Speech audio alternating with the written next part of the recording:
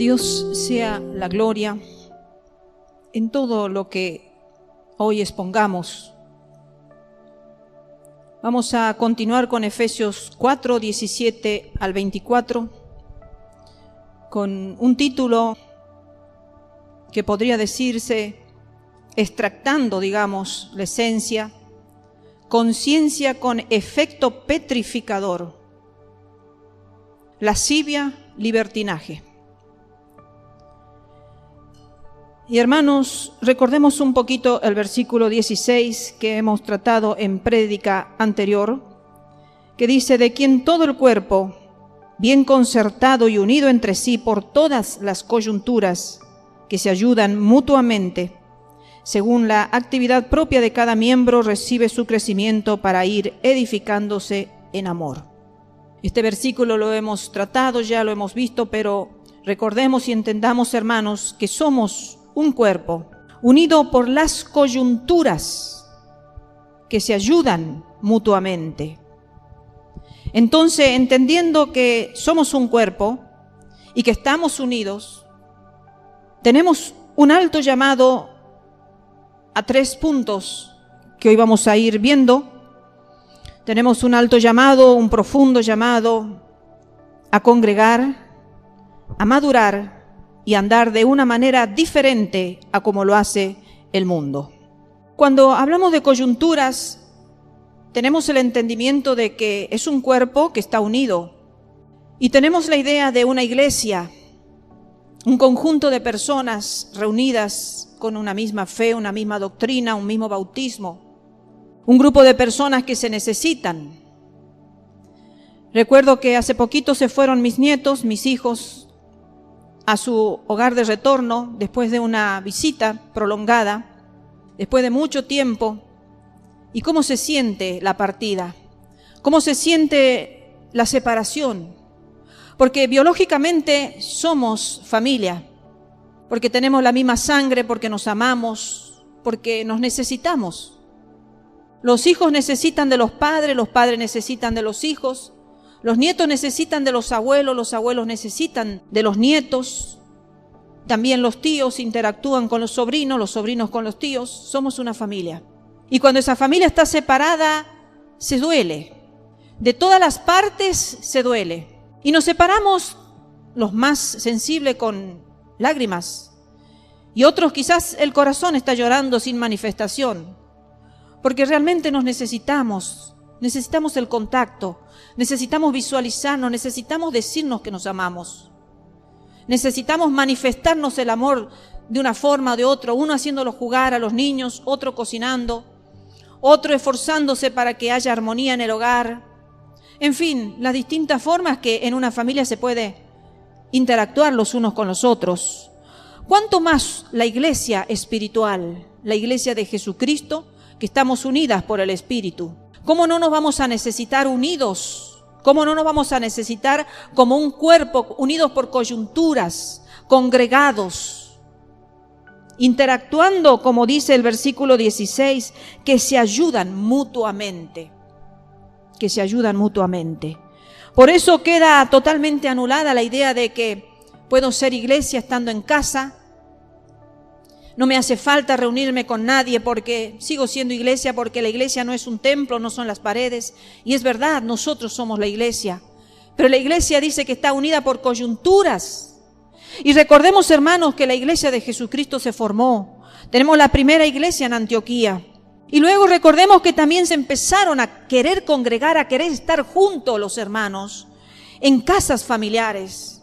Tenemos ejemplos en la Biblia, varios, algunos extractados, sacados, como la casa de Priscila y Aquila, un matrimonio donde albergó a los primeros cristianos. Y luego la casa de Filemón también. Y seguramente hubieron muchas mujeres piadosas que ofrecieron sus casas para que los cristianos que se convertían tuvieran lugar para congregarse, porque imagínense, cuando se convertían 3,000 personas, no había un lugar físico donde reunirlos y congregarlos, porque había una razón fundamental. Estos cristianos se formaron bajo persecución. Estos cristianos se formaron bajo la persecución de los judíos, bajo la persecución de Roma y también de los paganos mismos, que al no tener vidas iguales, los perseguían. Como en el presente, cuando no manifestamos la misma vida del mundo, somos perseguidos, somos menospreciados, criticados, ridiculizados. Porque en el occidente todavía no estamos en esa persecución carcelaria. Pero hay otros lugares donde sí las iglesias han sido quemadas, los cristianos han sido torturados de miles de formas, agredidos. Escuchaba el testimonio de un pastor muy reciente donde le tiraron ácido sobre la mitad de su cuerpo. Tiene tapada su carga con productos, elementos para no ver cómo se le ha comido esa parte de su rostro. Entonces, hermanos, aquí si sucede eso, obviamente van a la cárcel los agresores. En esos países no. En esos países está permitido atacar a los que tienen una fe contraria a la que el régimen establece, el régimen de su país. Entonces, hermanos, pensemos que los hermanos cuando se convertían sentían la necesidad de congregarse, sentían la necesidad de estar unidos en esa misma fe, porque habían estado como ovejas sin pastor, habían estado descarriladas, habían estado en el paganismo, adorando dioses falsos, ahora conocían algo verdadero y necesitaban los unos de los otros para ayudarse mutuamente en la actividad propia de cada miembro, porque el Señor otorgaba a cada miembro un don, un ministerio, una gracia, un talento, una virtud. Entonces todos querían estar juntos, ayudándose, en oración, edificándose. Entonces, hermanos, con este pensamiento vamos a ir analizando este alto llamado a congregar, porque un cuerpo para que se edifique tiene que colaborarse, tiene que ayudarse mediante los ministerios, mediante la oración, mediante el ayuno como iglesia y tantas cosas que uno como iglesia puede edificarse mediante el congregar. Con las diferencias como en las familias biológicas las tenemos.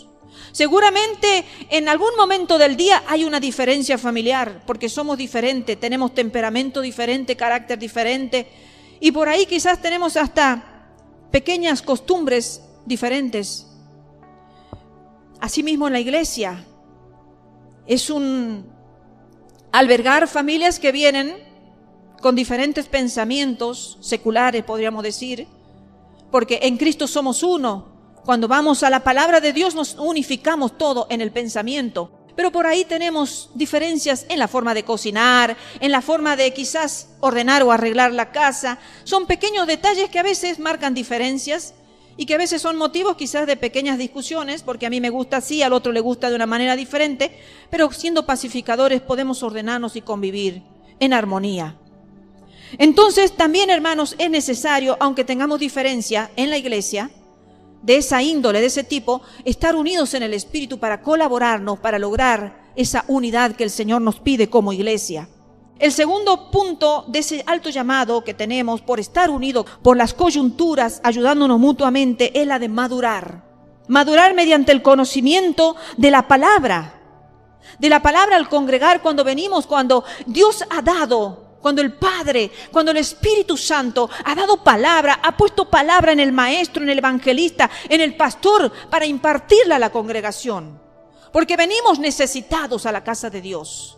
Y seguramente salimos diferente como llegamos, porque la palabra nos ha ministrado o nos ha exhortado, nos ha corregido, nos ha edificado, nos ha redarguido, nos ha instruido el poder de la palabra de Dios. Y entonces de esa manera dejamos de ser niños fluctuantes, como el apóstol manifestaba en el versículo 14, dice, para que ya no seamos niños fluctuantes, llevados por doquiera de todo viento de doctrina, por estratagema de hombres que para engañar emplean con astucia las artimañas del error. Es importante venir a la casa de Dios, porque de esa manera nuestros pensamientos, nuestra fe se afirma. Entonces dejamos de fluctuar entre pensamientos, muchas veces familiares, donde no conocen la palabra de Dios y uno opina una cosa, otro cree otra cosa, y estar entre el pensamiento, el creer, entre las costumbres, entre las tradiciones. Pero cuando venimos a la casa de Dios, la palabra nos abre, entonces entendemos lo que antes no entendíamos. Y somos edificados y dejamos de actuar como esos niñitos donde viene el papá y le dice vamos para allá, y después viene la mamá y dice vamos para allá, y viene el tío, no esto, y el abuelo dice esto, y el niño está mareado y no sabe qué hacer porque fluctúa, porque es pequeño, porque cree. Pero en cambio una persona madura difícilmente va a ser llevada por pensamientos cuando tienes ya una posición en la vida. Y el tercer punto es el de andar o ser diferentes al mundo. Este llamado a estar unido por las coyunturas es que, hermanos, tenemos que ser diferentes al mundo. No podemos estar unidos como iglesia amando el mundo, andando como anda el mundo, siendo como el mundo es. Porque algunos cristianos, especialmente en estos tiempos, tienen la tendencia a mostrar al mundo que no somos tan diferentes. Y estos cristianos quieren ganarse el respeto o la aprobación del mundo, cuando el Señor expresó y nos enseñó totalmente diferente. San Juan capítulo 17, versículo 14 al 17, dice: yo les he dado tu palabra y el mundo los aborreció, porque no son del mundo, como tampoco yo soy del mundo. No ruego, Padre, que los quites del mundo, sino que los guardes del mal. No son del mundo, como tampoco yo soy del mundo. Reiterativo Jesús. Santifícalos en tu verdad, tu palabra es verdad. Entonces, para todos aquellos que quieren mostrarle al mundo que no son tan diferentes, para no ser discriminado, para no ser ridiculizado, para no ser tenidos en poco quizás, la palabra de Dios hoy te dice que no somos del mundo. Por eso el mundo nos aborrece, por eso el mundo nos persigue, nos hace la guerra. Por eso nos sentimos mal en el mundo. Por eso salimos a la calle y vemos cosas que nos dañan y queremos volver rápido a casa. Y más aún queremos que llegue el día en que nos congregamos con los hermanos para saber que estamos todos los que estamos unidos en coyuntura, ayudándonos mutuamente a pasar un momento en paz, en armonía, a saber que no estamos solos en el mundo, que la presencia del Espíritu Santo nos une y nos reúne como iglesia, como familia, como hermanos, donde todos deberíamos andar con el mismo pensamiento, donde todos tendríamos que nosotros apartarnos del mundo. El Señor dijo: no ruego que los saques del mundo, que los quites del mundo, sino que los guardes del mal. Rogar, suplicar a Dios: Señor, guárdanos del mal, de aquellos que nos hacen la guerra diario, de aquellos que nos aborrecen, de aquellos que nos miran como raro, porque somos raros ante el mundo, porque somos diferentes en toda nuestra forma de vivir, en toda nuestra manera de vivir, dice su palabra. No en unas pequeñas cosas, en unos pequeños detalles. Somos diferentes en todo, hermanos. Cuando el mundo nos ve, nos tiene que identificar inmediatamente. Inmediatamente. No por ahí después de haber hablado un gran tiempo y decir: tú eres cristiano porque habla de una forma diferente, sino cuando nos ven.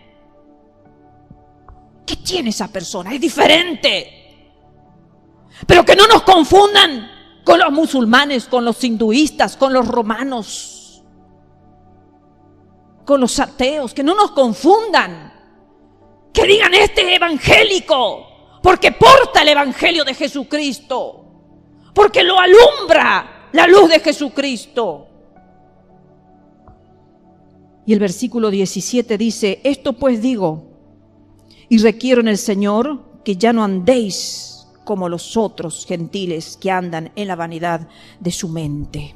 Que ya no andéis como los otros gentiles. ¿Cómo andaban esos otros gentiles?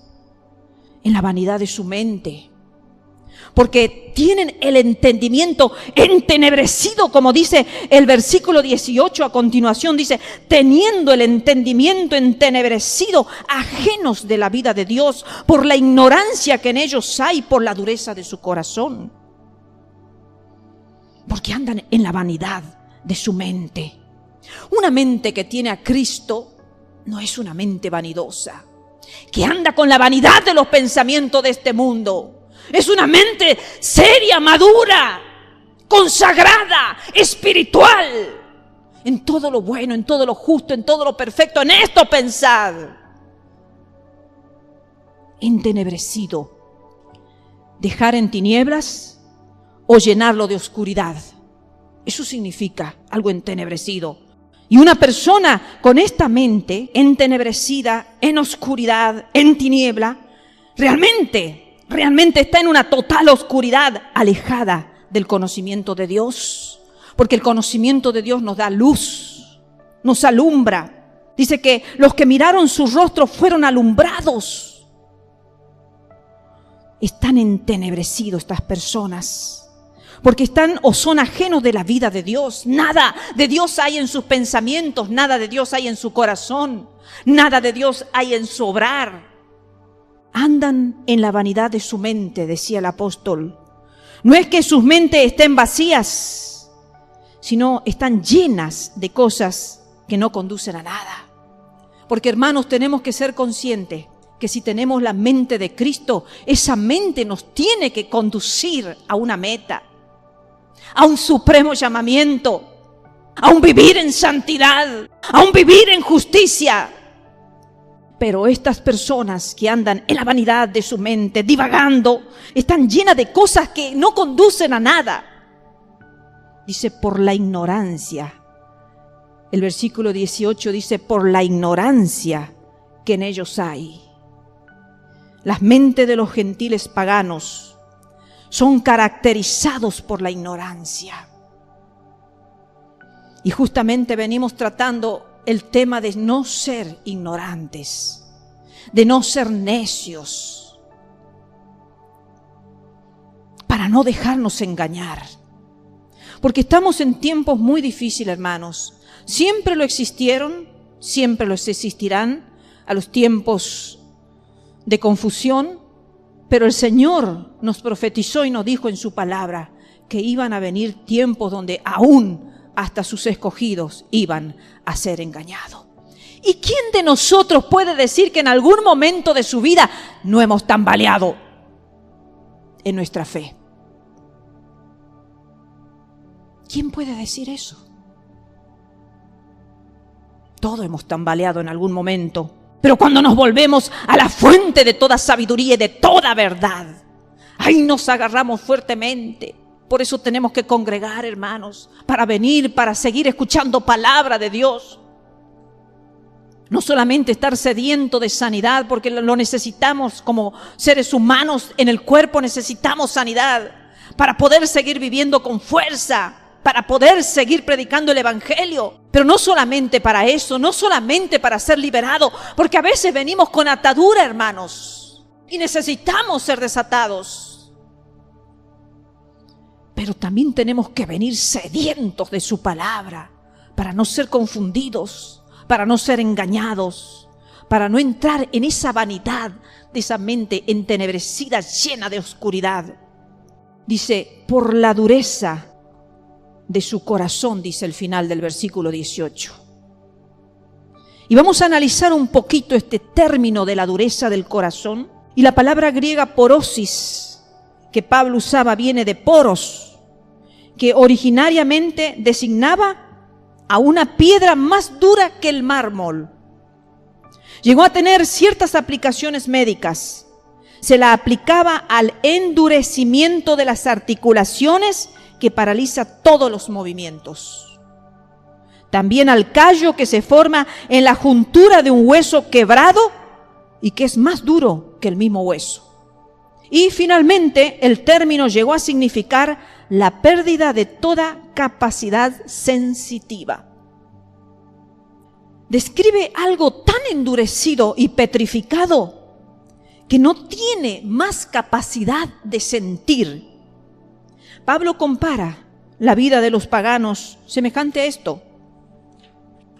Es una vida tan endurecida que ha perdido toda capacidad de sentimiento. Y lo tremendo del pecado, queridos hermanos, es que su efecto es petrificador. El efecto del pecado es petrificador. Llega al punto la vida del ser humano que vive y vive y vive en pecado, que se petrifica. No tiene ningún sentimiento, ninguna sensibilidad. Nadie se hace un gran pecador en un momento, por supuesto. No es que yo hoy estoy viviendo en santidad y mañana me vuelvo un pecador acérrimo. No. En un principio, la persona mira al pecado con temor y hasta con horror. Se escandaliza, se horroriza. hasta muchas veces quedan traumados de ver personas que pecan. Pero cuando se empieza a pecar y a reiterar, mañana y pasado, el corazón empieza a endurecerse y desaparece toda sensibilidad. Desaparece todo ese remordimiento y esa culpa, ese pesar que en otros tiempos se sentía. Cuando se pecaba y el ser humano caía en un remordimiento y en una culpa y en una agonía y en un sufrimiento que era muy fácil detectar a la persona que andaba en pecado, pero en remordimiento. Porque se lo nota como cohibido, como asustado, como que se esconde, como que no puede mirar de frente a su hermano que vive en santidad. Pero cuando esa persona ha empezado a pecar y a pecar, empieza a perder esa sensibilidad. La conciencia llega a petrificarse. Y esto es lo que refiere Pablo con la conciencia de los paganos. Y el versículo 19 a continuación dice, hablando de la ignorancia y de la dureza de su corazón, dice, los cuales, después que perdieron toda sensibilidad, se entregaron a la lascivia para cometer con avidez toda clase de impureza. Vemos que Pablo usa otros dos términos griegos para describir la vida en el paganismo. Usó la palabra de petrificar, de poros, y ahora otros dos términos más. Dice, se entregaron a cometer con avidez toda clase de impureza y obran de esta manera por lascivia. Lascivia, que es la aselgeia. Platón la define como impúdica. Y otros autores como disponibilidad para cualquier placer. Basilio dice, es una disposición del alma incapaz de sobrellevar el rigor de la disciplina. Así es la lascivia. A un lascivo no se lo puede disciplinar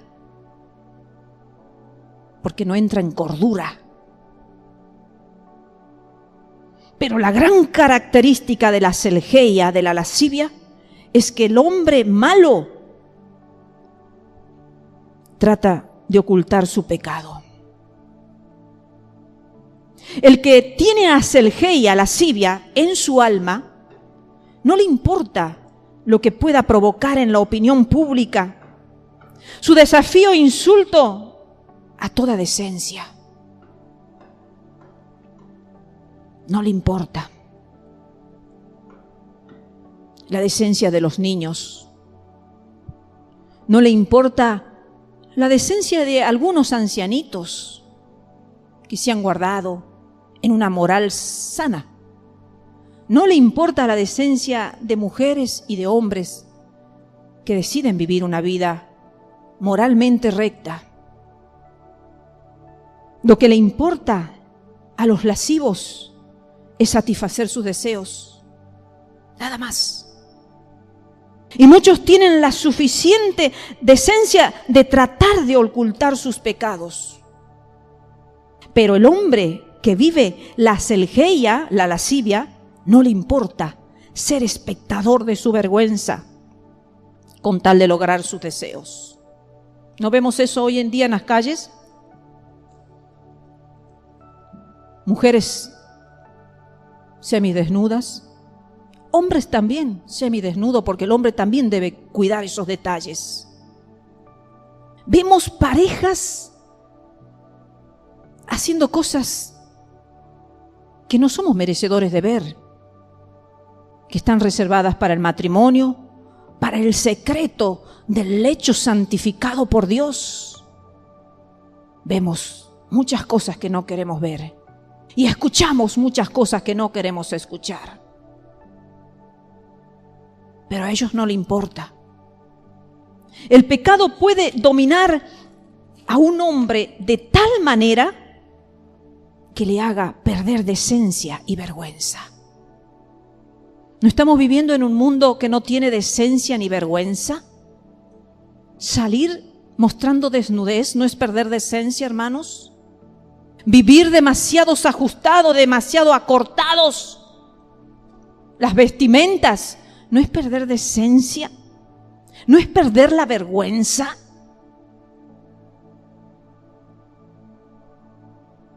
Llega a ser como el drogadicto o como el alcohólico, que comienza tomando la droga o el alcohol en secreto hasta que llega a un estado en que la reclama desvergonzada y abiertamente a la droga y al alcohol.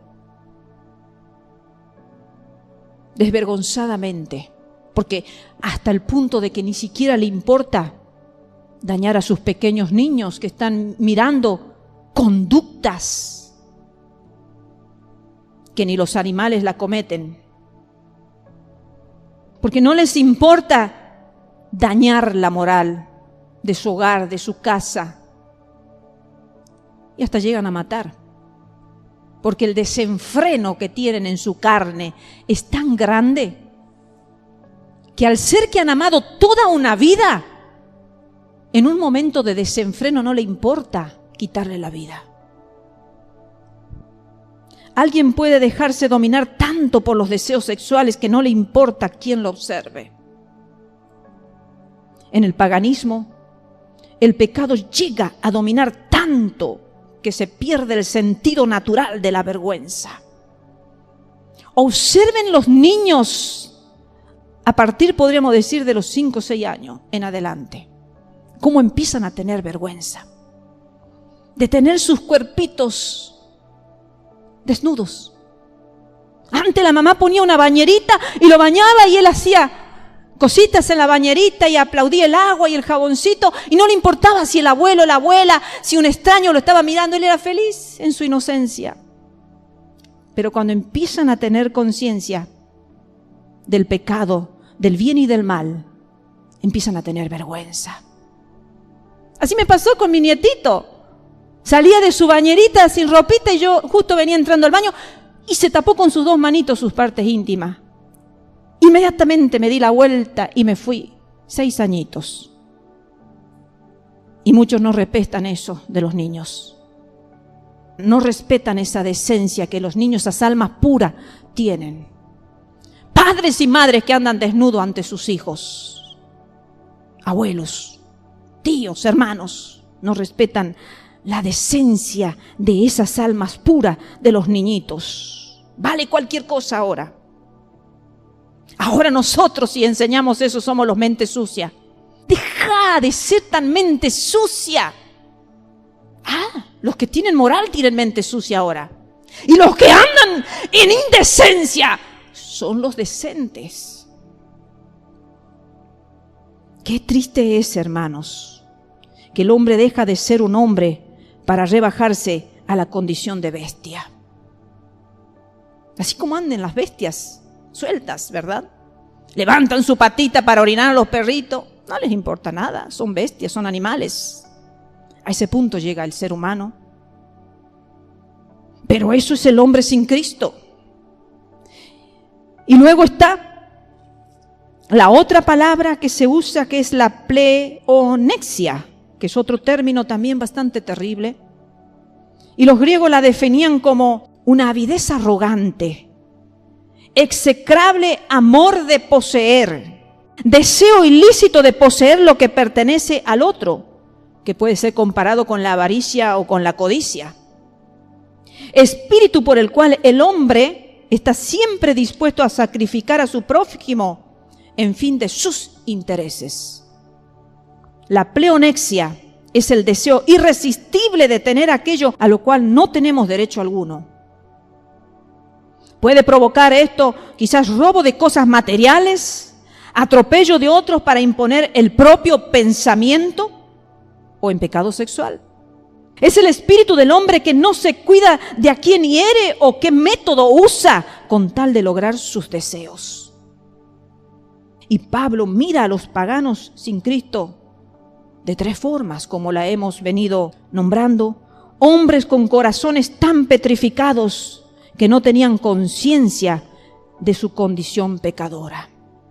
Habían perdido toda vergüenza y toda decencia.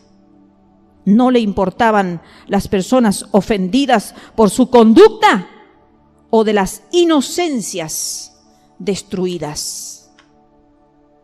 ¿Cuántas inocencias destruidas, verdad, hermanos? Todos hemos caído en algún momento en destruir inocencias. ¿Cuánto me arrepiento yo de haber estado en las playas frente a mis hijos indecentemente con una malla? ¿Cuánto me arrepiento, pero no puedo volver el tiempo atrás? Lo vivido, vivido está. Lo hecho, hecho está. Lo que me resta es procurar, hermanos, vivir lo más santo que se pueda vivir el resto de vida que nos queda sobre la tierra. A veces cuando uno hace una retrospectiva a nuestras vidas, ¿cómo quisiera volver a nacer? Y lo único que queda para nuestras vidas es decir, Señor, toma una hoja en blanco, un lapicero nuevo, Señor, y empieza a escribir una página nueva de mi vida. Que lo que ahora me ven ya no sea la Nancy que conocieron antes, la persona que conocieron antes, sino una nueva mujer, una nueva criatura en Cristo. Para que no vivamos bajo remordimiento, para que nos sirva como lección para aconsejar a otros que están viviendo y pasando por los mismos momentos que en alguna etapa de nuestras vidas hemos vivido.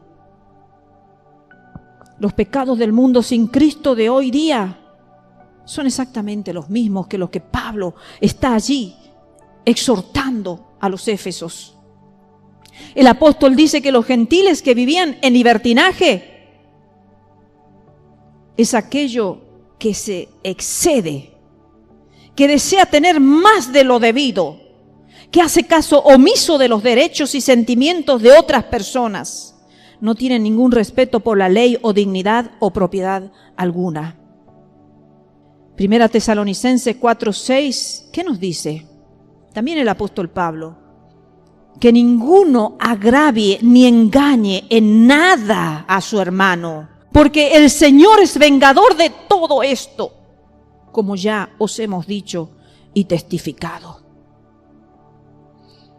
¿Ustedes creen, hermanos, que si hemos agraviado o hemos dañado a nuestros hermanos, que no vamos a ser vengados por el vengador? Claro, hay un Dios de toda justicia. Si hemos agraviado a alguien, tenemos defensa. No creamos que las cosas quedan en el olvido si no hemos pedido perdón, que quedan sepultadas, que pasará el tiempo y se olvidará. Tenemos un vengador que no se olvida. Si los vengadores terrenales son obsesivos y no se olvidan, ¿cuánto más nuestro Dios, que todo lo mira, que todo lo ve, que todo lo juzga? Mediante su desenfrenada lujuria, esa persona que vive en libertinaje está cavando su propia sepultura. Pero acércate a un libertino, a un lascivo, a decirle eso. Con tus actos te estás cavando tu propia sepultura. Vas a morir, dice la palabra, en tus delitos y pecados. Versículo 20 dice: mas vosotros no habéis aprendido así a Cristo. Todo lo que le vengo diciendo, ustedes no, ustedes no habéis aprendido así a Cristo. Ya Pablo se dirige a personas diferentes. Aprender a Cristo, hermanos, es más que aprender acerca de Cristo. Porque muchos de los lascivios, de los lujuriosos, de los mentes petrificadas, conocen acerca de Cristo. En algún momento escucharon acerca de Cristo. En algún momento estuvieron en alguna iglesia. En algún momento tuvieron una Biblia. En algún momento alguien les habló acerca de Cristo. Pero aprender a Cristo es muy diferente. Los efesios no solamente habían recibido doctrina de Cristo, sino que por un acto de fe habían recibido a Cristo en sus corazones. Quizás tu vida está lleno de doctrina de Cristo, pero no lo tienes a Cristo. Te conoces la Biblia del Génesis al Apocalipsis. Eres un docto. Eres un teólogo sin haber estudiado. Tienes conocimiento, tienes sabiduría, pero no lo tienes a Cristo. Y el apóstol Pablo se alegraba de haberlo ganado a Cristo. Se habían bautizado y mediante la oración y la respuesta a ello, viviendo el Evangelio, habían aprendido a Cristo. Viviendo el Evangelio se puede aprender a Cristo, hermanos. No viviendo como a mí me gusta, no viviendo como a mí me place, no viviendo a mi manera, no viviendo como el mundo vive. Para no ser diferente, queriendo conquistarlo al mundo, queriéndolo meter al mundo en la iglesia, en el hogar, en la vida personal. No, viviendo el Evangelio se aprende a Cristo. El acto de apropiarnos a Cristo, hermanos, no es en un instante. Viene el acto de fe, viene la luz a tu mente y a tu corazón, eres alumbrado. Pero dice que muchos fueron alumbrados, nada más. Y después se apartaron, y después apostataron algunos. Disfrutaron, dice su palabra, de los dones celestiales. Disfrutaron, se gozaron, fueron tocados. No, el acto de apropiarnos a Cristo, hermanos, no es en un instante, es un aprendizaje de corazón y de mente. Es decir, termino el día y reviso mi corazón, reviso mi mente. Entonces, si hoy hice mal todas las cosas, mañana me voy a esforzar por hacerla bien. Porque hay dolor. Porque sabemos que no hemos vivido el Evangelio de Jesucristo. Porque sabemos que no lo hemos vivido a Cristo. Porque no hemos caminado como Cristo. Porque no hemos alumbrado como Cristo. Porque no hemos vivido el dolor del rechazo como Cristo lo vivió.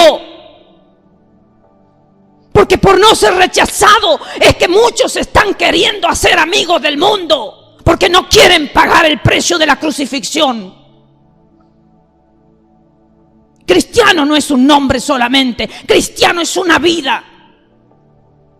Hay un cambio operado por el poder de Dios y este cambio es seguido por una constante santificación.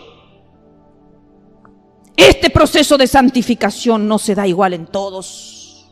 En algunos hay reveses y retrocesos y otros van a un paso acelerado. Sin embargo, Pablo enfatiza que cualquier haya sido su aprendizaje, sus mentes ya no eran vanas y sus entendimientos ya no eran tenebrosos. No podían seguir viviendo como los gentiles en su vieja manera de vivir. No, ustedes ya no son como los otros gentiles. Ahora ustedes son diferentes. Versículo 21. Si en verdad le habéis oído y habéis sido por él enseñado conforme a la verdad que está en Jesús. Muchos de los efesios habían sido enseñados por Pablo durante su prolongado ministerio en Efeso. Por más de 2 años estuvo allí el apóstol Pablo, ya lo vimos en el comienzo de esta carta. Lo puedes leer en Hechos 19, capítulo 19, en Hechos capítulo 18 del 19 al 21. Pablo llegó con el evangelio a la ciudad de Éfeso y también a territorios circundantes de Éfeso. O sea que esta carta circular fue dirigida a una multitud de personas, muchas de las cuales no vivían en Éfeso. Los lectores entonces habían oído de Cristo, habían sido enseñados no solo acerca de Él, sino a Él. O sea que todos eran cristianos. ¿Qué doctrinas se enseñaban? La verdad en relación al hombre caído en pecado, su desesperada condición de vida debido a su naturaleza,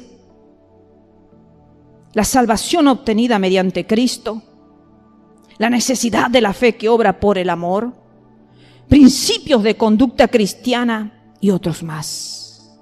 Todas estas doctrinas tenían a Cristo como centro.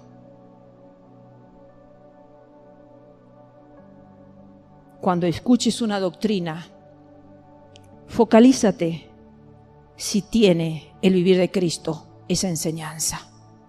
Si tiene lo que Jesucristo enseñó, si tiene lo que Cristo vivió. Entonces aférrate a ella y vívela. Te cueste lo que te cueste. Versículo 22 al 24 dice: en cuanto a la pasada manera de vivir, despojaos del viejo hombre, que está viciado conforme a los deseos engañosos, y renovaos en el espíritu de vuestra mente, y vestidos del nuevo, creados según Dios en la justicia y santidad de la verdad. A veces veo a entrevistas que se hacen a cristianos que vienen de un trasfondo bastante oscuro, de un trasfondo de tinieblas, y los entrevistan porque se han convertido.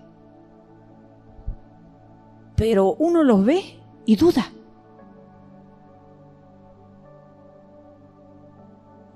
Duda. Porque tienen un poco de Cristo. Nada más. Nada más. Un poco de Cristo. Despojaos, dice, del viejo hombre, que está viciado conforme a los deseos engañosos, y renovaos en el espíritu de vuestra mente, y vestíos de algo nuevo, de un hombre nuevo, una mujer nueva, creado no según lo que yo quiero en la carne, sino creado según Dios. Dios es santo, hermanos. Dios es santo. Decimos amarlo a Dios y le cantamos: Yahweh, Jehová, Señor, Padre, Abba, Padre, Papito querido. Hacemos lo que queremos, mostramos un Dios lleno de oscuridad, de pecado y de tinieblas. Dios es santo, hermanos. Lo que se había enseñado a los efesios era un cambio radical en su mente y en su forma de vida, un giro de 180 grados, hermanos. Si yo antes me vestía con pantalones ajustados y brillosos, o color piel que uno mira y no sabe si está vestido o no vestido, tiene que mirar mucho para deducir si es que realmente tiene algo puesto en el cuerpo. Y si con eso los hombres miraban ese cuerpo, y en esa vida anterior me gustaba que las miradas de los hombres recorran mi cuerpo, entonces ahora lo tengo que cubrir, hermanos.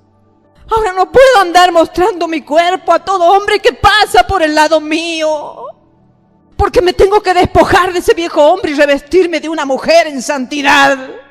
Ahora me tengo que revestir de una mujer que no hace caer a los hombres, ni con sus pestañas arqueadas, porque los ojos, hermanos, son la luz del corazón, del alma.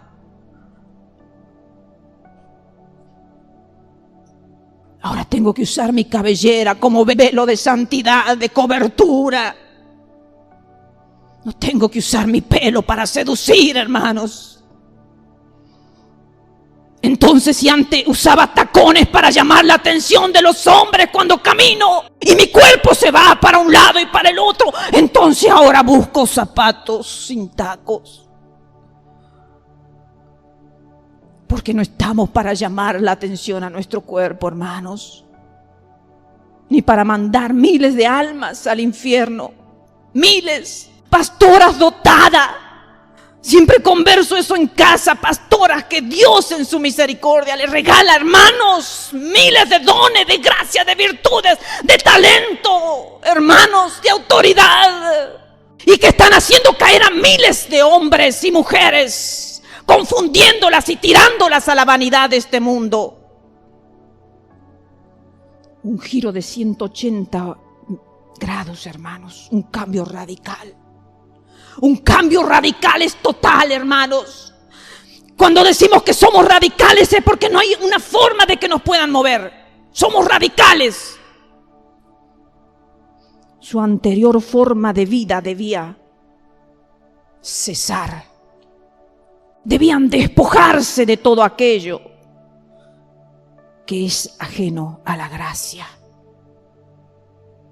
Romanos 6:6 dice: sabiendo esto, que nuestro viejo hombre fue crucificado juntamente con él.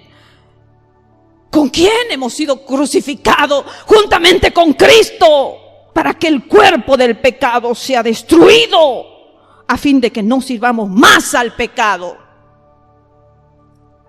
O sea, despojarse de todo aquello que es ajeno a la gracia, o sea, la antigua naturaleza, y vestirse del nuevo hombre, la nueva naturaleza. O sea, hermanos, la nueva naturaleza es el principio básico que todo cristiano debe tener, y que es aceptar a Jesucristo por fe y bautizarse. Esa es la conversión básica, pero debe ser seguida por la conversión diaria. Y muchos se quedan paralizados en la conversión básica. Y a veces nos topamos con gente que vive vidas totalmente disfuncionales, inmorales, y ellos han hecho profesión de fe y se han bautizado, pero no se han convertido diariamente. Por eso está esa doctrina de que hemos sido salvos en un momento y podemos vivir como queramos vivir en la vida. Total somos salvos. Total nos hemos bautizado. No, si yo he sido bautizado en el año tal, el día tal, en la fecha tal, en la iglesia tal, por el hermano tal.